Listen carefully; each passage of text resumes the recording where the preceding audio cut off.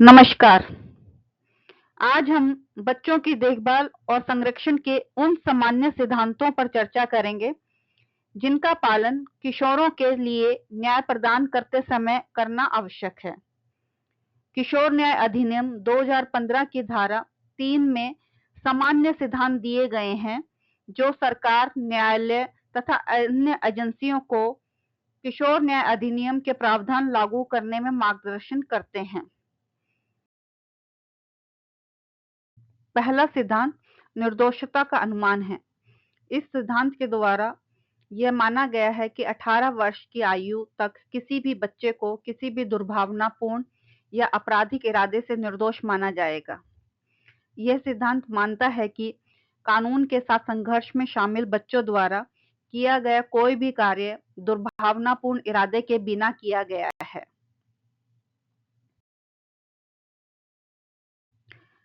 निर्दोषता की पूर्व धारणा का अर्थ है कि जब तक दोष सिद्ध न हो जाए, बच्चों को निर्दोष माना जाए। यह सिद्धांत गिरफ्तारी या हिरासत में लिए जाने के क्षण से शुरू होकर पूरी जांच और मुकदमे तक और अंत में दोष सिद्ध होने तक लागू रहता है। यह सिद्धांत बच्चों को कलंक, कठोर व्यवहार और समय से पहले अपराधी करार दिए जाने से बचाता है। इस सिद्धांत का उद्देश्य बच्चों की गरिमा और आत्मसम्मान की रक्षा करना है, उन्हें मनोवैज्ञानिक नुकसान से बचाना और पुनर्वास और सामाजिक पुनर्एकीकरण को प्रोत्साहित करना है।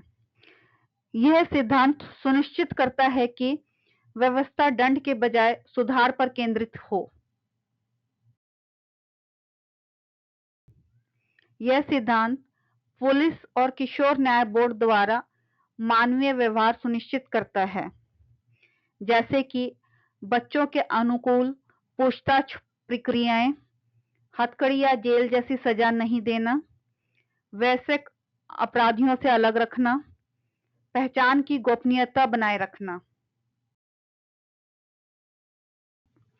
भारत के विभिन्न न्यायालयों द्वारा दिए गए निर्णयों ने भी बच्चों को दी जाने वाली सुरक्षा को और भी मजबूत किया है, जैसे कि Pratap Singh versus state of Jharkhand 2005 में सर्वोच्च न्यायालय ने न्यायिक कानूनों की लाभकारी व्याख्या पर जोर दिया है।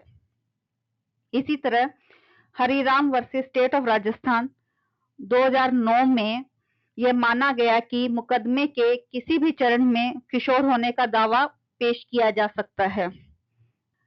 2013 सलील बाली वर्सेस यूनियन ऑफ इंडिया में सर्वोच्च न्यायालय ने यह स्वीकार किया कि बच्चे गंभीर अपराधों में शामिल होने पर भी सुधारात्मक न्याय के हकदार हैं।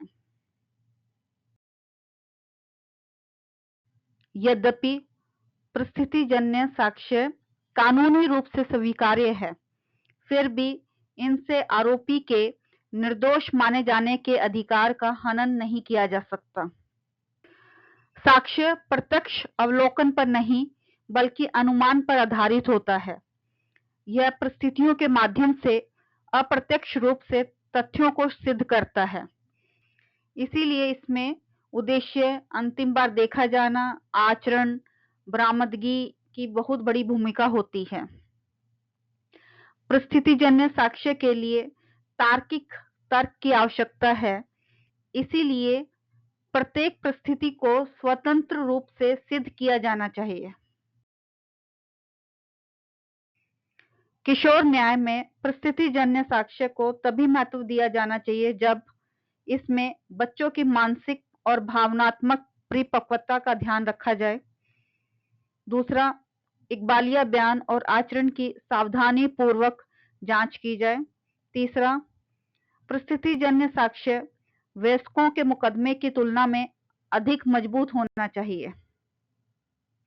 बच्चे आवेग में आकर या किसी के प्रभाव में आकर कार्य कर सकते हैं, इसलिए न्यायालय को अपरिपक्व व्यवहार से प्रतिकूल निष्कर्ष निकालने से बचना चाहिए। किशोर न्याय में दोनों सिद्धांतों का अपना अपना महत्व है, पर परिस्थितिजन्य साक्ष्य में निर्दोषता की धारणा कमजोर नहीं होनी चाहिए। किसी भी प्रकार की अस्पष्टता बच्चे के हित में होती है। निर्दोषता की धारणा संदेह से ऊपर होती है। यदि परिस्थितिजन्य साक्ष्य कमजोर हो तो बच्चे को बरी कर दिया जाना चाहिए। परिस्थितिजन्य साक्ष्य की सराहना करने के लिए 2 महत्वपूर्ण केस इस प्रकार हैं। 1984 में Sharad Bidhichand Sharda versus state of Maharashtra में 5 सुनहरे सिद्धांतों को प्रतिपादित किया गया। यह भी माना गया कि अगर श्रृंखला अपूर्ण है तो दोष सिद्धि अमान्य घोषित की जाएगी। इसी तरह 2003 में राजस्थान वर्सेस राजाराम केस में यह माना गया कि यदि मामले में प्रस्तुत साक्ष्यों के आधार पर 2 दृष्टिकोण संभव हैं, एक जो आरोपी के अपराध की ओर इशारा करता है और दूसरा उसकी निर्दोषता की ओर, तो आरोपी के पक्ष में अनुकूल दृष्टिकोण को अपनाया जाना चाहिए। ये दोनों मामले निर्दोषता की पूर्व धारणा की रक्षा करते हैं। यह विशेष रूप से बाल अभियुक्तों से जुड़े मामले में प्रासंगिक हैं। बच्चों के मामले में यह सिद्धांत और भी अधिक प्रभावी हो जाते हैं।